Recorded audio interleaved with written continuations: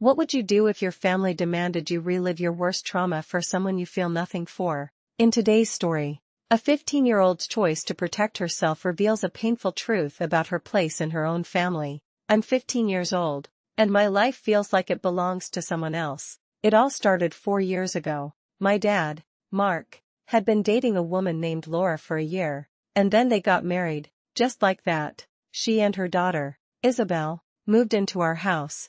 I don't know my stepmom, Laura, very well even now. We're respectful to each other, but that's it. It's like living with strangers, because she's so wrapped up in caring for Isabel, and my dad is so wrapped up in them. Isabel is a couple of years older than me and is severely disabled. No one ever really explained her condition to me, but from what I've seen, she's nonverbal, her bones break very easily, and she has severe epilepsy with frequent, terrifying seizures. The easiest way to put it is that she doesn't understand things. To me, she's just a human body with nothing inside. The moment they moved in, my entire world shifted on its axis. All the care, all the attention, all the energy in our home now revolves around Isabel. This drastic change, centered entirely around my new stepsister, planted seeds of resentment that would soon grow into a defiant stand. I get it. She needs a lot of help, but my dad and Laura started expecting me to help in ways I just couldn't. They'd ask me to stay home to watch her when I had plans to go to the mall with my friends.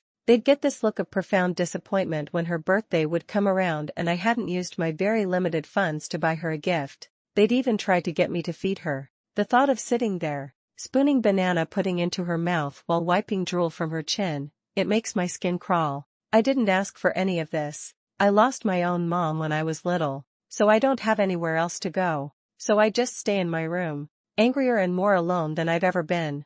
A few days ago, things got much worse. Isabel fell and then had a seizure that lasted for a full 8 minutes. An ambulance came, and she was taken to the hospital. The doctors are keeping her there for observation and care. And now, they expect me to go visit her. I can't. I won't. The last time I was in a hospital was to see my own mom before she died.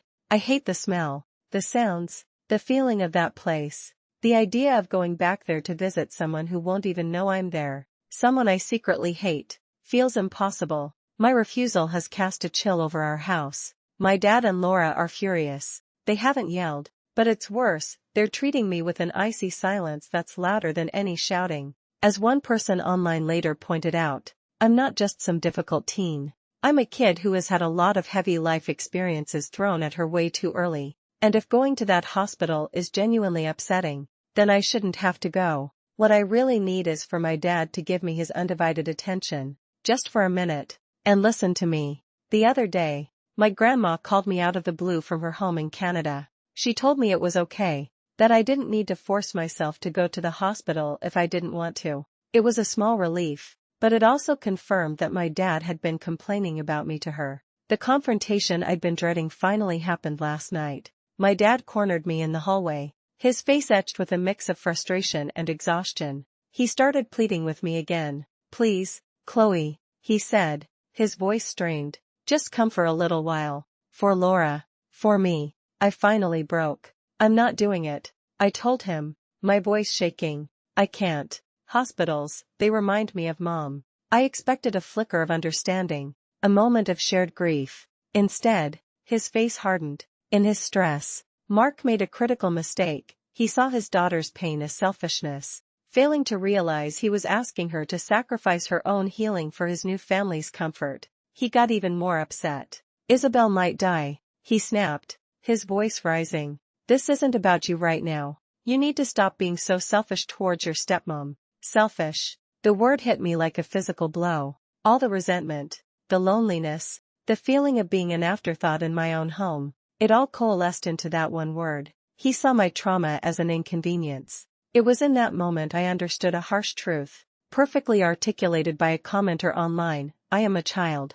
It is not my role to be the emotional support system for my parents. In a healthy family, that dynamic might shift as you get older, but at 15, I'm still the one who needs support. My feelings about Isabel are complicated, and while saying I hate her is harsh, it's completely reasonable that I haven't been able to form a bond with her under these circumstances. I walked away from him and shut myself in my room, feeling more alone than ever. Half my friends think I should just go to the hospital to keep the peace, while the other half say I'm completely justified in saying no. I'm stuck, and I don't know what to do. This story highlights the profound emotional toll that comes with being the other kid in a family with a high-needs child.